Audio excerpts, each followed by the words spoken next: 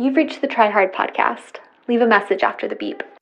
Hi, my name is Nia, and as I'm recording this, tomorrow I am throwing what I call in my head a divorce party, but is really a breakup party. I was recently dumped, and usually when I get broken up with, I kind of just cry a lot or go about my daily routine. But this time I kind of wanted to honor it in a new way. I'm throwing a party. I have never thrown a party before. I have never hosted a party before. I have no idea what goes into planning or organizing a party, and I hope I did okay. But yeah, I'm going to try it out. We'll see how it goes tomorrow. And yeah, thank you. All right, I'm going to let you in on a little behind the scenes of Try Hard, okay? So before I launched this show, I piloted it for a few months, which means I made a couple of practice episodes. And when I was thinking about who I wanted to reach out to as a potential guest for those pilot episodes, Josh Gondelman was at the top of my list. He is so game all the time. Like, if you listen to Normal Gossip season 1, he is a guest. And despite not knowing me at all, this guy agreed to record and sing a rendition of Fast Dog to the tune of Tracy Chapman's Fast Car for a little after the credits bonus. So if you don't know about that, check it out. It's really funny. Josh is super generous, game, and kind, and I knew that I would feel safe and comfortable working out this new idea with him. And the thing that he wanted to try for his episode was playing in a pickup basketball game. A lot of the things that people have tried to do on this show are things that sound really small, but actually feel huge to the people doing them. Playing in a pickup game felt so incredibly intimidating because there's the, social mores and codes that you have to know, like the etiquette of how do you play a pickup game? But there's also the physical side of it. Like, can you keep up? Are you going to pull your team down? Is your team going to lose because of you? And that was what was haunting Josh for months as he was working on getting up to playing shape and finally deciding to go and play in a pickup game.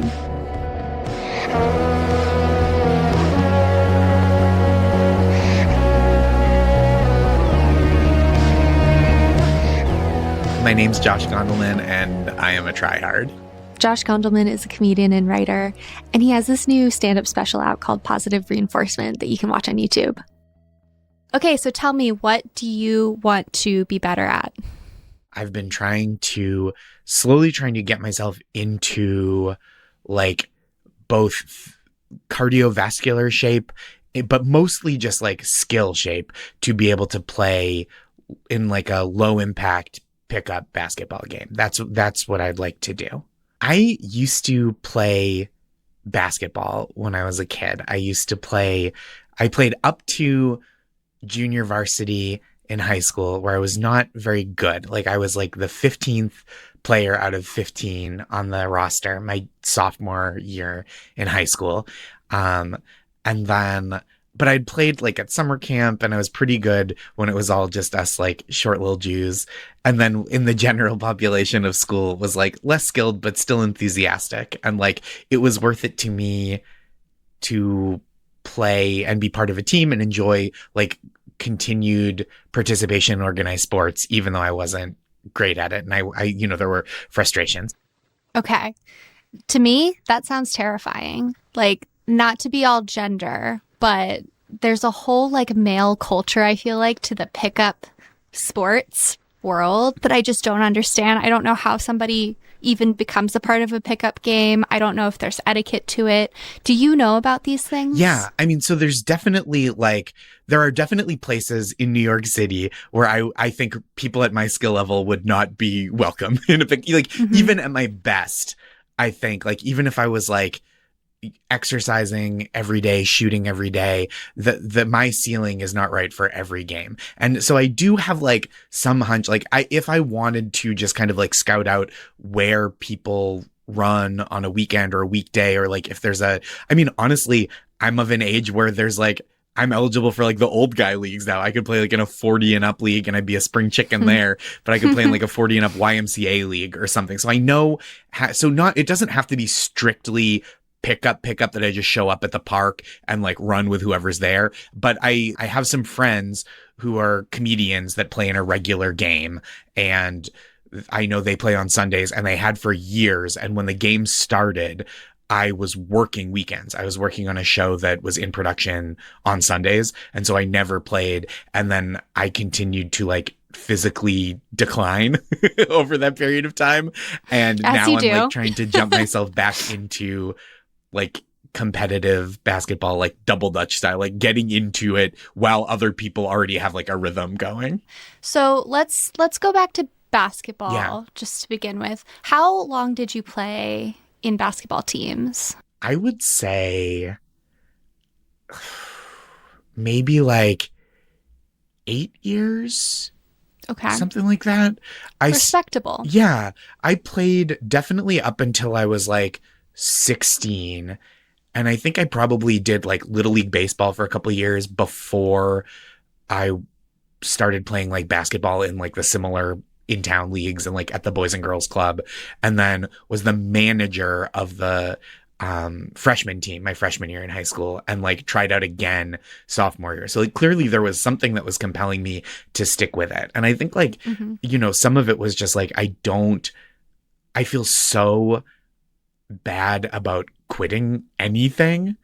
But some of it is like, I really do like it. And like a few years ago, so this process started a few years ago when I like bought a basketball and like bought a pump and was like, okay, I'm going to go out. Like I spent this money, I'm invested, whatever, you know, $50 invested in this hobby. And it was something I started, I think probably like late in the isolation period of the pandemic, when it was like, oh, you can go outside and you can be alone even if you're unvaccinated. Yeah. But yeah, I played like in leagues from maybe like 8 to 16 or 10 to 16, something like that. And why did you stop?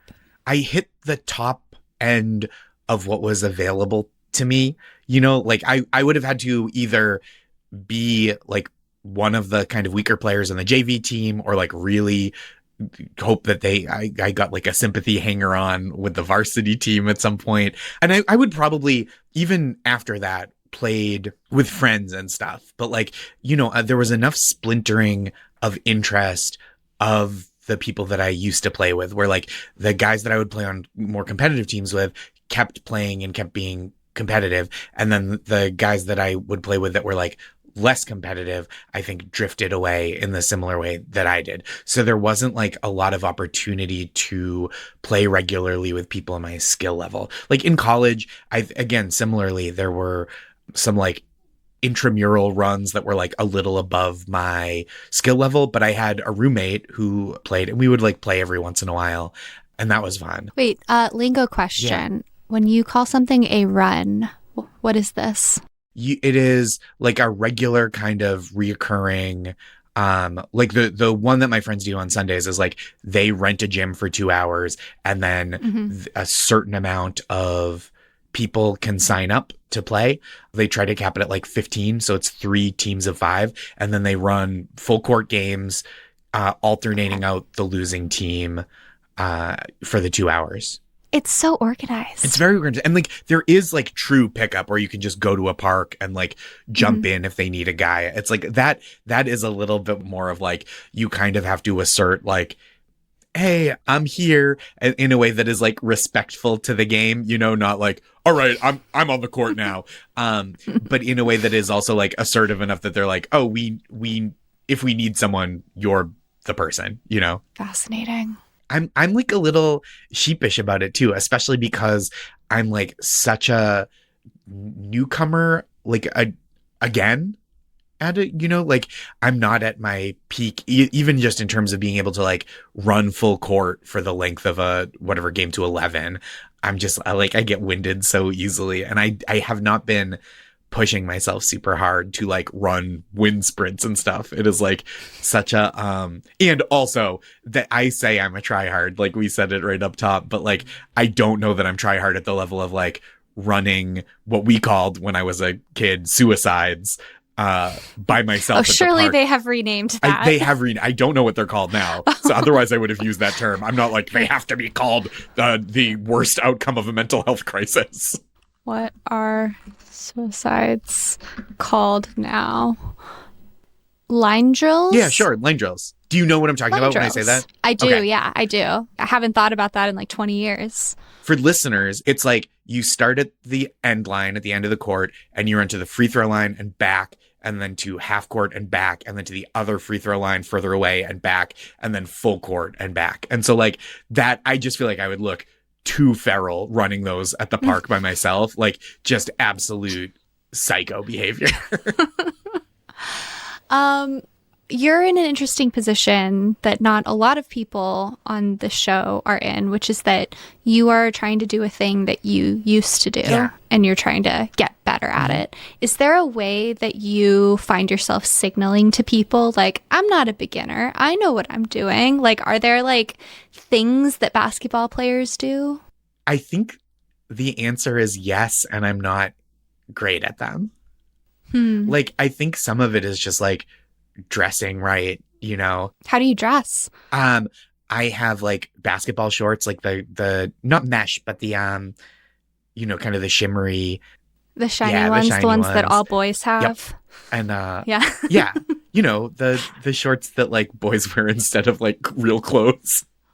And I have shorts and like, you know, a t-shirt that's like for athletic, that's not like a button-down shirt, you know. It's mostly like what it's not like. I'm like showing up in like athletic socks and not dress socks over sneakers, and like I have like basketball shoes, which is so funny because I have so many sneakers, just like embarrassingly, as like famously, just kind of a guy that just has a lot of shoes. And so I'm like, okay, which ones of these are actually for athletic participation and which ones of them are just for style? My impression is that when you are starting a new thing, one of the things that is the most terrifying is all of the unspoken stuff that people know to do, but you're not doing.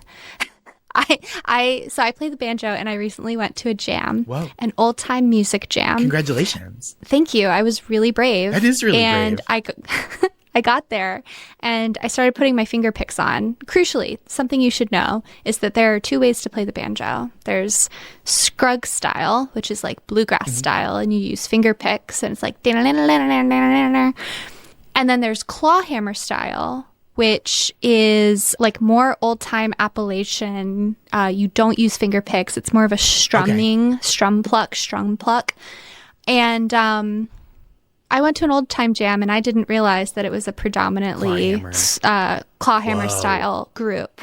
And so I get there. I'm so nervous. I'm, you know, putting my finger picks on. I'm starting to tune, and someone leans over and says, you know, there's a bluegrass jam on Sundays that you can go to. And I was like, oh no. I know. Gosh. It was so terrifying. What a visceral, I can like feel that feeling. And the thing is, I didn't really understand what was happening until I was walking home. And then I was like, oh my God, they clocked me as an outsider immediately in a way that I didn't even clock that I was an outsider. And did you take off the finger picks and play more clawhammer style? Or were you just like, I'm going to rock with these folks to the best of my ability and the way that's most comfortable for me?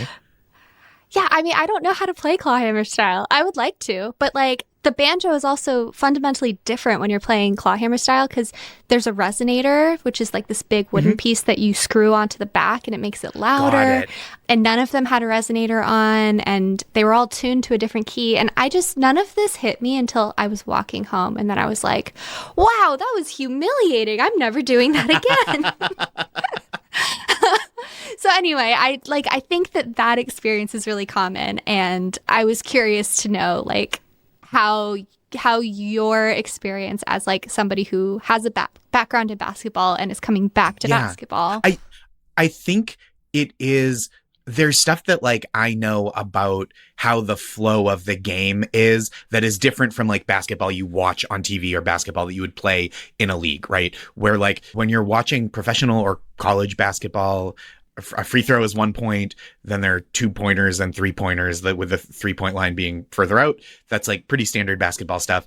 But when you play like just on, you know, in a game, like a regular game, and you play to the clock, right? You play like 4 quarters. Quarters are 10 minutes WNBA and women's college. 12 minutes NBA, and then men's college is like 20-minute halves for some reason. You know so much about basketball. I'm a big basketball fan.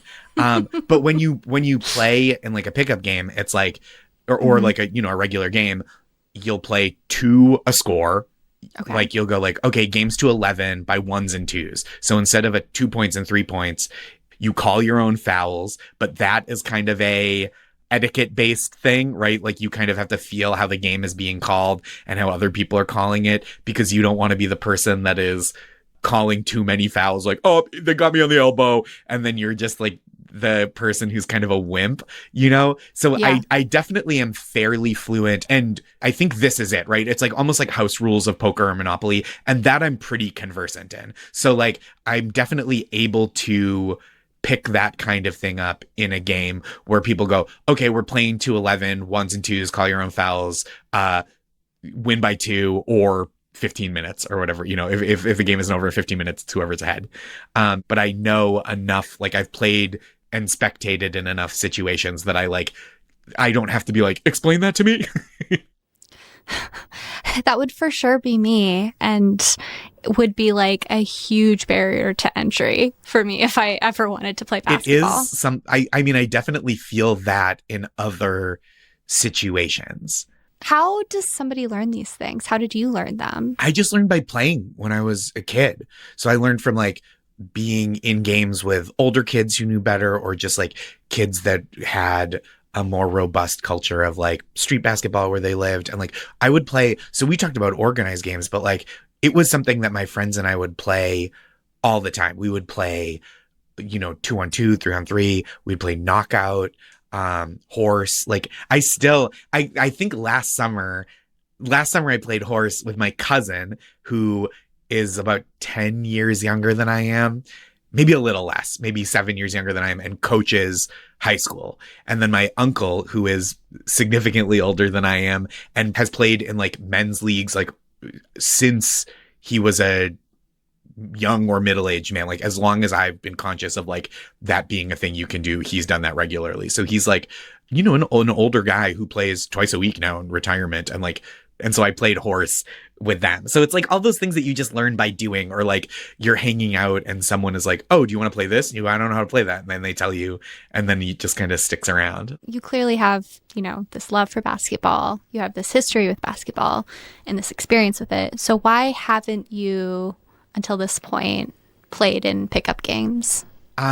Some of it was my work schedule that kept me away. As I was saying earlier, like when my friends were kind of starting up this regular game, I was working weekends. It was like probably the mid 2010s. And so like I would get I think it was a Facebook group message at that point of like, hey, we're playing today. Who's in? And every weekend I like never took myself off the list, because I was like, what about someday? But then I would just feel so out of practice. And like, this is a way that I really get into a vicious cycle of like, I haven't done it, so I don't feel ready for when there is an opportunity. So I pass up opportunities, so I'm still out of practice. And it's been that for like quite a number of years. And I've also, I think, like in college, playing in one of the intramural games and being like, oh, like there are levels to this. And like, it's not just kind of like Tuesday evening or Sunday afternoon warriors that are just like, oh, it's fun to get out and like goof around and like do your best. Like some people really take it serious. Does it feel bad to be around those people? I feel annoyed by the people who are like do it too much. And I do feel bad when I'm in a situation where other people are really practiced and talented at something, and I feel like I'm kind of dead weight, like I'm being carried by the group. And that's like, if friends are like, we're playing Catan at a regular game night, I'm like, I might have played that once 15 years ago, and that's okay. There's no reason to play Catan. I cannot be the guy who's like, and how do the rules go? Like we were talking about, like I can't be the one that doesn't know, no offense, that it's a clawhammer jam. It destroys me. So like when you said that, I like felt such deep empathy for you. That's what it is. I think game nights are the last couple times I've felt that way, of like someone going like, okay, here's the rules, and me going like, I'm gonna mess this up. I just like have not been taking notes during the 30-minute presentation that it would take to bring me up to speed with everyone else. And I'm not gonna like study up on my own. There's always going to be somebody who is more prepared than you. Yeah. You know, it's not like you can find a league where like everybody is not playing basketball consistently. And that's okay. I think I don't need to be the best one. I just need, I think, if I'm being really honest, need to not be the worst one. That's what's in my heart. Like, it is the same feeling of, and this is the most conservative opinion that I have, I think, which is when you get in a line and you're at the back and it's a very long line, that feels bad. But even if you don't move, if 10 people get in line behind you and now you're in the same place, but you're not, but by percentile, you're not in the 0th percentile of the line, that feels better. It does because feel better. I'm a bad person. How do you think this shows up in other parts of your life? Like, basketball is really low stakes, but this is a thing that's like kind of core to how you see the world. Yeah, I guess so. But I think part of it is that there are arenas in which I feel this way and arenas in which I feel less like this. Like when there's something that I feel really comfortable with or good at, I don't mind being the worst one as much. Like I don't like that feeling, but I think I can be more at ease. Yeah, it's like there's a zone of tolerable mediocrity that we all have. And the more confident you are in what you're doing, the greater the zone is. So like you can tolerate seeming like you don't know what you're doing if you know that you've got it. Yeah. Or like the failure feels less fatal, right? Yes. If you're like, oh, I'm going to play music with this group and I feel really comfortable with my skills. If I mess up, I know that that doesn't represent who I am as a musician in totality. And I think I do at least a better job of like blotting out the part that's like, these people will judge me if I mess up. It will reflect badly on me as a person. They won't like me. Yeah. Whereas like I often will be asked for like advice for like a wedding toast or something from someone who's not a performer. And the thing I always say, and I like could do better to turn this on myself in many situations, but especially with public speaking, I go, everybody's rooting for you to do a good job and nobody is mad if you mess up a little bit.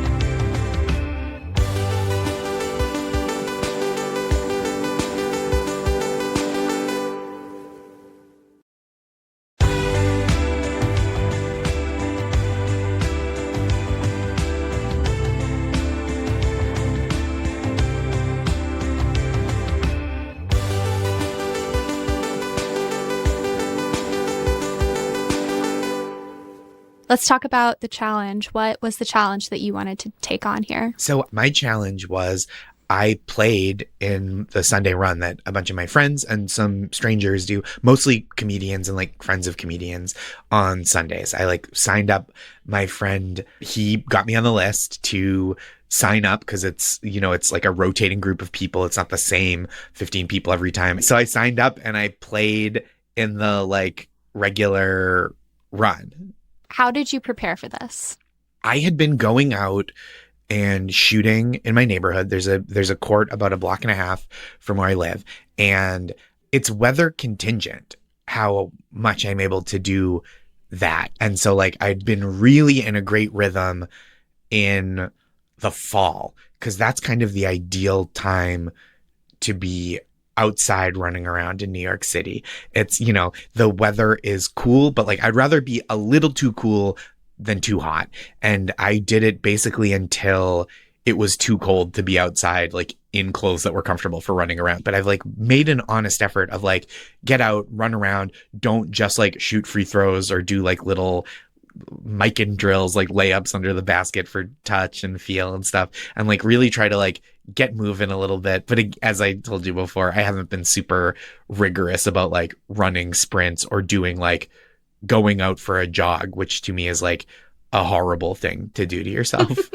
Did you have like a routine when you would get to the court of, you know, a little circuit that you would do? Yeah. When I was at my most focused, I would just kind of like warm up a little bit, get loose. I would do it was like kind of a hodgepodge of stuff from like that I remembered from when I was a kid, which like some of that stuff I'm sure is like a little outdated even as skill building. Like remember like gym class where they would just have you like spin your arms around a lot. Oh my God, were you doing that? I was not doing the big arm circles. Loosen your shoulder joints. I mean, I'm sure this is a thing still. I'm sure. I have no idea. I feel like Pluto's no longer a planet. I don't know if arm circles are still cooking. But I would do like when I was really like locked in, like, okay, I'm going to like really work on this. I would do like a Mikan drill, which is like alternating layups on opposite sides of the basket back and forth. And then I would go out to like the circle, the restricted area, they call it in the paint by the hoop. I would shoot like one hand, no guide hand. And then I'd go a couple steps out and do that just for like technique and focus. And then I would like free jazz, but I would usually try to do some like a couple sets of like 10 free throws and clock it. And I was never in such a good rhythm that my first set of 10 was like where I would end up. But when I was really getting out in the fall, by like my third set of 10, I would consistently hit like 6, 7, 8 out of 10 free throws. And then when I would leave, you want to leave on a make. That is like common basketball superstition. What does this mean? So it means like, if you're like, okay, I think I'm done or I'm getting ready to be done, you don't just like walk off. You make sure that you hit the last shot that you take. Oh. Yeah. And it usually is a 3-pointer. It doesn't have to be, but that's like, I kind of stick to that as well. When did you actually play in your pickup game? So I'd kind of gotten back into a little groove, but I wasn't out as many mornings as I wanted because it's been like an extremely hot and then like hot and rainy. So how did you feel as you were finally, you know, walking up to play the game? I was really nervous because I know there are some pretty serious players. And not only am I pretty aware of my own skill level, but because I hadn't been running super hard or doing a kind of a complementary battery of working out, I was like, I might not be able to like make it up and down the court. And it was hot out. It was like 86 degrees and I'm just going to ballpark it here, 17 million % humidity. And so in the gym, it felt like a sauna. And so when I walked in, I was like, okay, let's go. I brought my like little NPR water bottle. Nice. And tote bag that I got. The tote bag I stole off a seat at a Wait, Don't Tell Me show in Philadelphia. I walked up being like, hey guys, let's do it. I had bought a strap to hold my glasses on. Yes. Which I felt like good foresight. I'm not a good planner ahead. And that felt really good to be like, at least I got this. I don't think it looks good, but it is effective. And it was a physically unpleasant situation and emotionally grueling as well. How did it go? So bad. It was so bad. Oh no. So I had got there a little late. There were some train difficulties and I got there right as the first game was starting, which is fine. I like loosened up, warmed up, kind of like got myself in the groove of, oh, there's a couple more balls. And when the action is going on at one end of the court, we're kind of like warming up and taking a few shots at the other end of the court, being mindful of if they head down this way, get out of the way. And I played in the second game. And I would say my performance was embarrassing, but not humiliating. Okay. Yeah. So it was a game up to 11, win by 2. And I think the game took kind of a long time, like because it ended up going up to 13 or 14. So it was just extra points that we were on the court for. And I like had a headache by the end of the game. It was probably like 17 to 20 minutes we were on the court. And I was just like, sweating through my shirt. It was disgusting. And I didn't hit any shots, but I like did a pretty good job taking the right shots when I was open and moving the ball to someone else when I wasn't. I threw one bad pass and then a couple like decent ones. I had my guy scored on me a couple times, but I had a couple steals and a couple good like standing him up as he went to the basket. Everyone was extremely gracious. My team won the game that I played. So it wasn't like my presence was like a Death Star weakness on our team, where it was just like, oh, the presence of Josh means that this is untenable.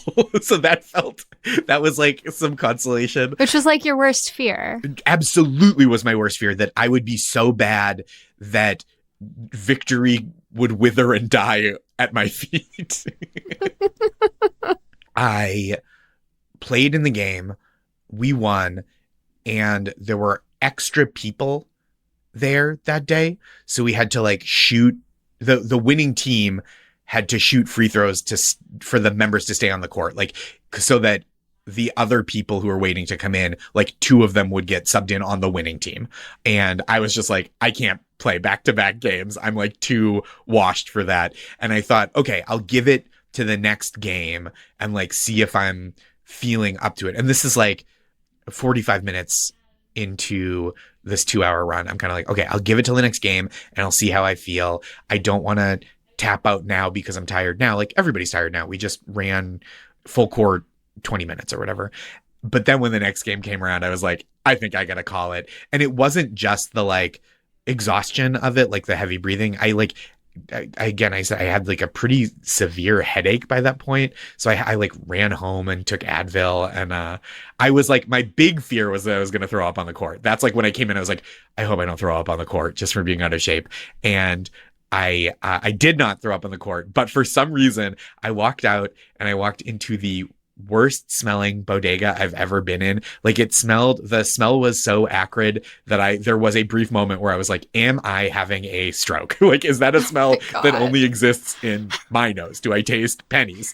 And I bought, for some reason, I like didn't take into account how hot I was running. And so instead of just a bottle of water or coconut water, I got a 20-ounce seltzer and pounded it.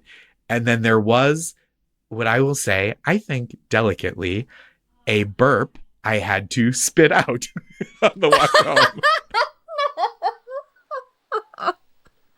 Oh, Josh.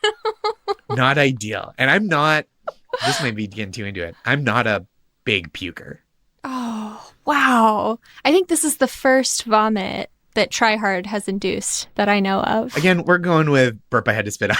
Okay. Burp you had to spit out. But it was the seltzer. Like, I think if I had regular water, it would have been, but it was. Oh, yeah. It was you gulped roiling, it down. So many bubbles went down.